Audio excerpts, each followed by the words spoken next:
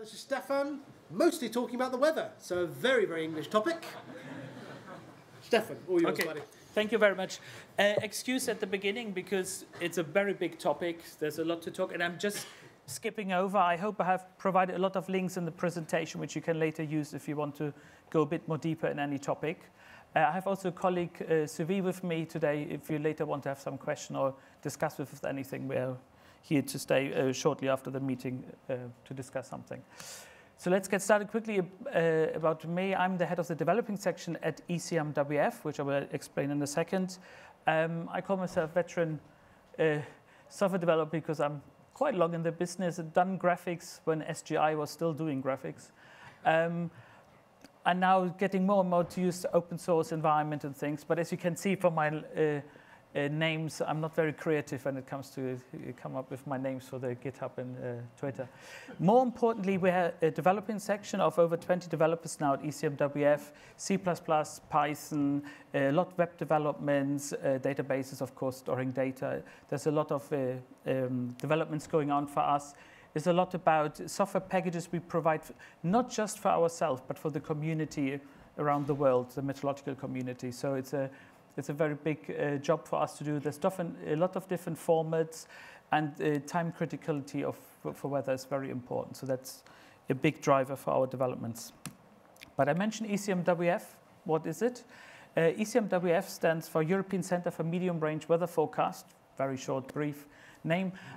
We are an intergovernmental organization. So even though we have Europe in the name, we're like the European Space Agency. We are intergovernmental, so we're not part of the European Union. We do a lot of work with the European Union, as you will see from my presentation, but we're not actually part of it. So we're not directly affected at the moment by things going on, let's say this way. Indirectly. But we have 22 member states about Europe, 12 cooperative states. And if you look at the map, you realize there are some countries which are member states which are not in the European Union, so we're a bit wider than that. We are mainly located headquarter-wise in Reading, UK. We're starting since December, a month ago, we started building a new data center in Bologna, Italy. That is where in future our supercomputer will go, but the headquarter will stay in Reading, west of London here. We are now roughly 350 staff located all in Reading at the moment. So what we do is mainly is a 24/7 operational aspect of weather forecasting. That means delivering the forecast time critically to all our users, customers, which are mostly national weather services, but also weather business agencies, businesses. This means in practice terabytes of data being delivered very quickly within minutes around the world. We are operating to do that HPC, a supercomputer center with 2 supercomputers, which, as I mentioned, we will move to Bologna in 2020. And we're also operating the biggest archive on meteorological data with 250 petabytes at ECMWF. So you might guess now what we're doing from the name Europe. I explained weather forecast, but you might wonder what is medium range. And medium range, many mistake for being the distance, but it's actually time. And it's defined as 3 to 15 days in meteorology. Perhaps to explain why we're doing it and why it's so special for us is you go back to the 60s when the first idea came to create the center. In the 60s and beginning 70s, weather forecasting progressed to do forecasts beyond 2 days. But if you want to do any forecast beyond 3 days, as you can see from the weather system, which is there on Florida, within 4 days, it hits the UK. So if you want to do a forecast in 4 days for the UK, you need to know what's happening in the US. So to do anything, you need a global forecast. And global forecasts are highly expensive to run. You need a supercomputer infrastructure. It's a lot of data involved, data moving, and it would be very expensive if every weather service would do it around the world. So in the 60s, the member states, as shown before, came together saying, let's put this effort together because a global forecast will be for everybody the same. And that is exactly what the center does. We provide this forecast beyond 3 days. So if you see anywhere around the world the forecast beyond 3 days, it's very likely that the forecasters will have looked at our forecast. So that is something which, there are other medium range forecasts, but forecasters around the world always take different models into account. And we are definitely one of the that we'll look at. So what does ECMWF provide as its core? As I said, operational forecast. I mentioned the medium range. But this medium range, as I said, in the 70s, we started to look 3-4 days. Now we're actually already running monthly and seasonal forecasting. And as you can imagine, when you go in these kind of time ranges, the forecast, there will be lots of uncertainty. So what we do actually, we don't run one model. We're running 52 models. We run one in high resolution, one with the best starting conditions, and then 50 forecasts, which in a lower resolution get slightly tempted, slightly changed starting condition. And that will give us statistically information about the credibility of the forecast. So if you would run one single forecast, you will run lately after a week, the uncertainty of that will quite go down. But looking at the spread of forecast, and here you can see it's plotted on the right side, the 52 different forecasts. You can get information which you then can use statistically to analyze the certainty of a forecast. And then you have products like on the left side, which give them the uncertainty, and you can see the bars of uncertainty over the time. So in very simple terms, and that is very much simplified, how our system works is you get lots and lots of millions, tens of millions of observations in, which have to be, of course, data quality needs to be done, that must be validated. All these observations then get fed into the model, which we call the integrated forecast system, which analyzes the data, does a good starting condition for the model, and then runs the model, which has different components, which I don't go in here at the moment in this talk, but different things, and then produce the model output, which we then, what we call here the product generation, is a time-critical delivery to all our users. And there's also web services, because there's also forecasters want to look at past forecasts, want to study more in detail other parameters of the forecast that they can do through the web services. So that's a chance. And as I mentioned already, we are operating a very large archive. Data coming in, model output is all stored there in the model. To do it all, we run supercomputers. As I said, we run 2 supercomputers, one research, one operations, and it gives us also a fallback. In case something happened to the operation machine, we can kick off the research work and use that machine for operations. Quick word about what comes in. As I said, it's tens of millions of observations coming in. Mainly nowadays is satellite data. And it might look like satellite is now what is driving. It definitely improves the quality of the forecast, but the other observations are very important as a reference also to calibrate satellite. So that is still important to keep in. Oh, and why we're generating this plot is because we have also a monitoring function. We're giving feedback to satellite providers, to the different agencies who collect the weather information to say something is possibly going wrong or the data is biased. So that means we have a lot of statistical analysis and graphical analysis of what we are getting in as information to give feedback on that. A word about the model output we're generating. It's all, most of the layers of the model actually are spherical harmonics representation, something you will not want to use in day-to-day work. On them we have also something called Gaussian grids on which model are worked on. And this needs very carefully consideration when you look at output, because if you look, you might be familiar with satellite data where you have pixels for which a value is for an area. But for a model, it's about grid points. So the value you get from the model is only valid at this grid point.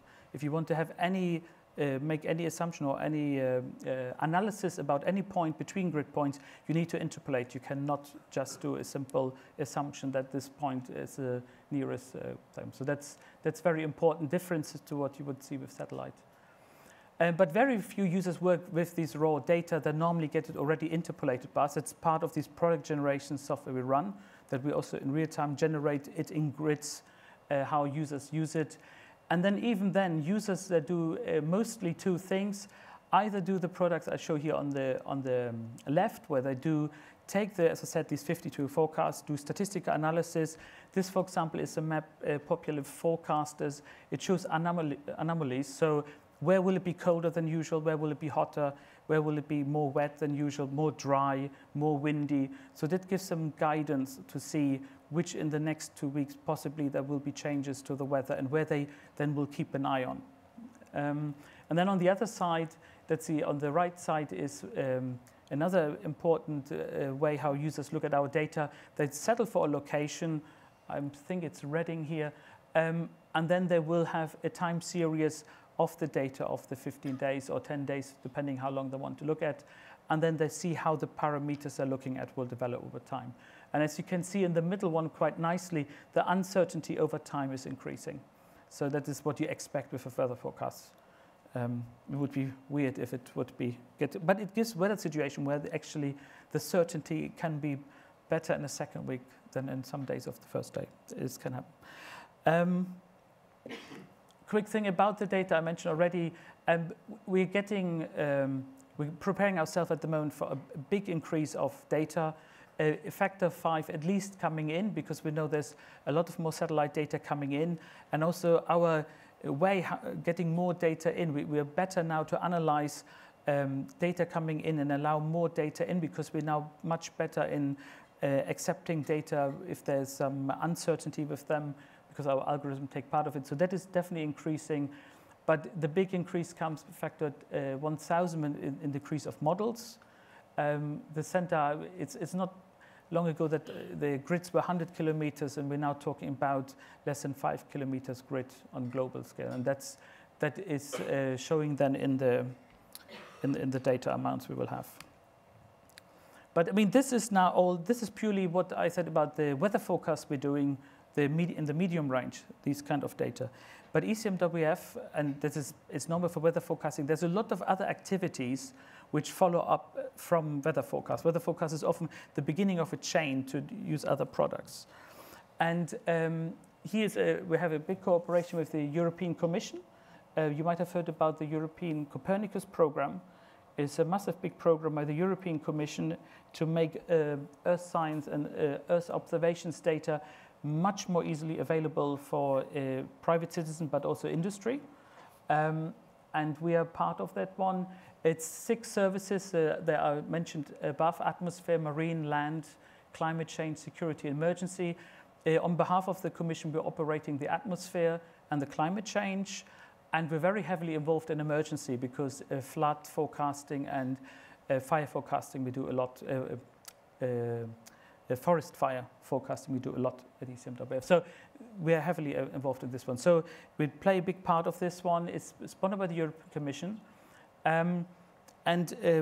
Just to mention, the atmospheric monitoring service is very interesting if you want to build or want to look at data like air pollution, chemicals in the atmosphere, sand and dust, which in some areas have a big impact on, for example, flight routing and things like that. So, and there's an example here, the column of sulfur dioxide in the atmosphere. So it's very interesting to check on quality, air pollution and quality.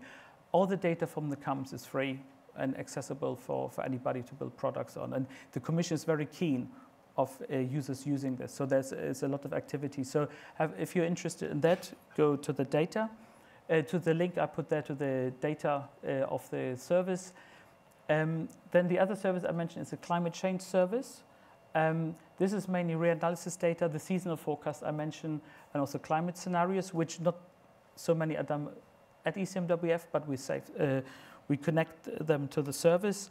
And the CDS, the Climate Data Store, is the way how it's presented. It's a portal on its own. And it's very interesting why I'm mentioning it here is because a lot of these data sets are too large. The reanalysis data set, which is very, very popular for a lot of industries because it contains the weather of the last decades. So it's a record of the last decades of weather, very interesting for industry. A lot of products are built on top of it. But the data set I think, is now going beyond 5 petabytes. So it's not something you just download and work on. So what actually the data, it offers data download, but what it also offers is actually an interface which allows you to access the data through Python on the server side. And it's all started last year. So if you want to have a go at it, we're really looking for feedback. But this is really a new step for us to let users on our site do products. And what you do is, that's perhaps a better shot, you're writing your Python script, so you have seen with the decorators, I hope you see better than I can from here, you define with decorators your interface, which parameters you want the users to choose, and then you generate a graph, or you can generate a product, but a graphical one is the easiest. So here I plot for the last 8 years the 2-meter temperature, so the ground temperature at London. So you can see the seasonal variation and also the variation over the day, making the line very thick. So you can do apps, you can develop little applications on this portal. And the next step will be to have a little app store where you then can share these kind of apps and make them available. But at the moment you can see you have the code and you have your own area where you can do your own little scripts and stuff. So if you're interested in any of these data sets, this is something you can play with without having much to invest on your site. So now I'm starting a little bit more talking about the Python, what we use it for at ECMWF. We build a lot of systems. We have a service for forecasters which around the world can look at our forecast. So they don't need to get all the data. They can look, often they cannot even get all the data because it's not physically not possible. So this web browser is called EC Charts, allows them to see this data. And this is a web interface where they can interactively go, select different parameters, look at hurricane developments. I don't go into detail this one here because we presented actually a colleague of us 3 years ago. He presented that here. But another thing we do is I talked about downloading data, which you can go by going to the web page, select a data set, and then click it out. But you can also do it through batch, which you might want to do because otherwise you get a strain on your fingers clicking all the data you want. And we allow it through Python, a Python interface we have. And there's information for the ECMWF data, how to get, and the Copernicus data. You can install these APIs through PyPy. I only put the links here because there's information how you can set it up because you need an access token. You have to accept the license condition, which is free, but you have still to accept that before you can have access. Another thing we use Python is we have massive big suites. Suites are defining the workflow we have at ECMWF.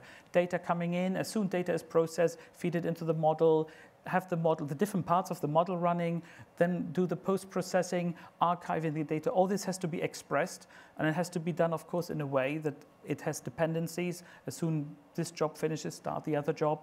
Make sure that operators, we are 24/7, so we have always staff working around the clock. They can immediately see if something gets delayed. So we have a workflow manager called EC Flow. And this is the user interface you can see on the right side, how an operator, an analyst, a forecaster, a researcher can see how their jobs are doing. But to define these suites, we use Python. We have defined a Python interface for users to define how the jobs are, what has to run, and how it gets scheduled between the different machines. Because some workflows start on a supercomputer and then go on processing machines. So it also goes beyond across machines. So that shows a bit we build system, we organize our work with Python. So what's about the number crunching? And for a long time, we have a lot of number to crunch. We're time critical, so we have to do it. Also on the HPC, but for a long time, we did not look at Python. We traditionally use a lot of Fortran. We're still in the model, mostly Fortran. We have now, for post-processing and most services, moved C, C++. But we have now started looking more and more in Python. And I definitely would say that the environment under Python definitely has improved of what we have seen in recent years. So we're very happy with that. I think you will find there's a lot of NumFOCUS logos which we're making use of. We use it a lot now for the post-processing validation verification of the forecast. But the real challenge is for us, what I have not talked about, and I don't want to talk about, is we have quite a lot of different formats which are not publicly used formats. They're very specific to metrology, very optimized for what we're doing. And to get them all in these standard tools, that is not very easy. And that is often the challenge to make use of. We see there's a good tool, but how do we get our data? And that's a very big challenge. And also for users, we don't want users having to understand how our data is organized, because that is not the main problem. They want to extract data, they want to subset data and get the data they want. So we're trying to abstract it in Data Cube, so that users have a way to access the data without learning something very specific to metrology. And what we found very interesting, what we started using since 2 years now, is X-array, which is, you can say, a more multidimensional pandas. And it has really proven to be very good for us, especially for the user side, how to more easily access our data. But this structure is very much oriented to NetCDF, a format used in metrology, but not much in operation metrology. So what we did, and I think that was a big step for us, we went to the community. We had 2 Python workshops where we invited key people from these packages to ECMWF, discussed with them how we can improve this situation, because there's really a lot of good developments out there which we want to make use of. It's only that we need to make it also easy to get our data in.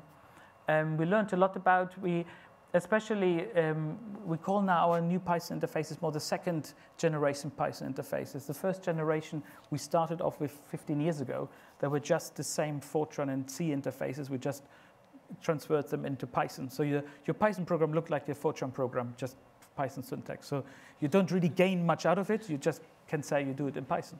And worst case, you got it often slower than also because you did not make use of anything from Python. So that was an important lesson also to go out to the community and really learn what we're doing. And one thing we're really interesting is developing like Dask, the distributed processing of data. And we were lucky that we had actually very good session at our last workshop at ECMWF last year, that we could have a good session about it. We had very good talks and discussions, because it was a real workshop. We also should get back to we not just sit and listen like here. We had also a round table and had how we can proceed and how we can do it for our community. And there were other weather services too. It was not just us.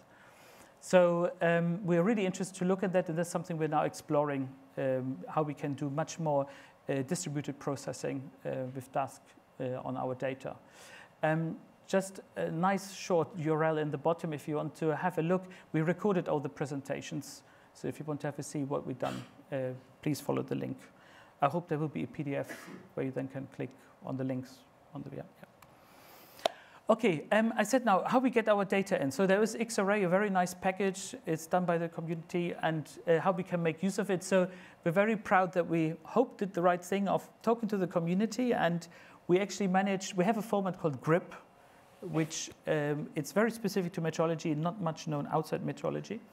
And we worked together with the community and a company called POpen in Italy, how we could implement it. And now X-array with an extension can now read the GRIP data directly in. And that means as a user, you only would work with X-array. And if you have X-array used before, you don't need to learn anything new to work with our data, because you can use what you have done before. The only thing is, if you say when you load the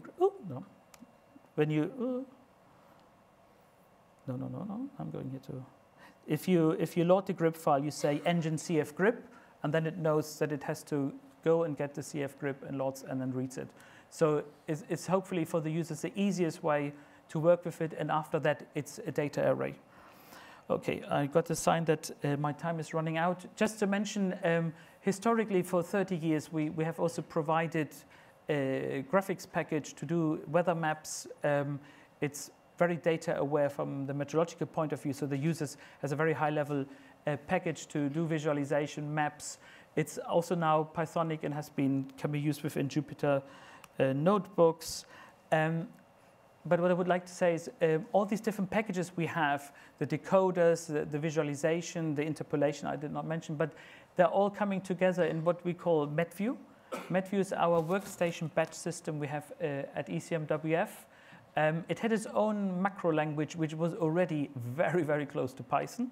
It was only close. It had not the module import and everything, but the syntax was very similar. So what we did now is we actually made it Python, so you can actually also write the batch script in Jupyter notebooks, and it's very helpful for all our users who use our workstation, because what they actually do is, as analysts, to do quickly generate batch jobs, they're actually generating, so they're setting up their plots, setting colors, and then what they do is they open, let's say, an empty Python script, and they drag and drop this icon in, and it generates the code for them. So whatever they have defined, where the 2 meter information comes from, they don't need to worry how the code is, they just drag and drop and generating this code.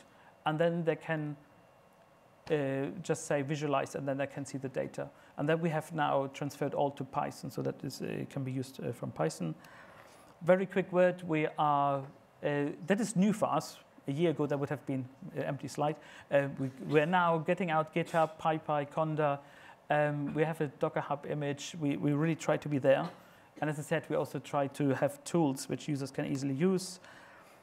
So how you can say, I mentioned already Docker Hub. We have a Docker Hub image. If you want to play with our software around, have a look at that. It's installed our software, all the Python interfaces, and there is also lots of Jupyter notebooks which you can see what we are doing and how you could work with our data. Yes. Quickly, yes, that is definitely the important slide. I also pitch a little bit here now for us. We have job offerings at the moment, but also in general. I think quite interesting one. As I said, we're pushing quite the limit of data and systems. We're very much high performance computing, web developments. We're really having very interesting tasks. So if you're interested in that, have a look at our webpage. What we're also outsourcing and tendering out a lot of our developing work. So if you have a little company or you're a consultant, you might want to have a look at this page. We're looking generally for help and can look for contractors or, for example, in specific areas like porting IDL code into Python. It seems to be something quite a lot of people do because we realize we're not the first one doing it. And otherwise, as I said, we're now getting to GitHub. I mean, we are also wanting, we had already always contribution with other weather services stuff regarding our software. Now we want to put it out and really more visible, like the CF grip I mentioned. This is all out, and please have a look if you want to contribute to our open source software, because we're definitely open for that. And last but not least, we're also doing a summer of weather code. We started that last year. So we will, unfortunately, be slightly too early because we have not published yet. On the 21st of January, we will publish our challenges. So we at ECMW have looked around what kind of challenges to talk to our users, what were little tasks which we not managed to do, and where we can need help of the community. And then we will select, you can apply for if you think you can do something, write a little proposal, and then we select 5 proposals for over the summer with a little bit of pocket money, work on these problems. And there will be some Pythonic one, there will be one, definitely about one visualization one. I have to mention that. So have a look at that and see if that might be of interest for you. And that is all I had to say for. Thanks.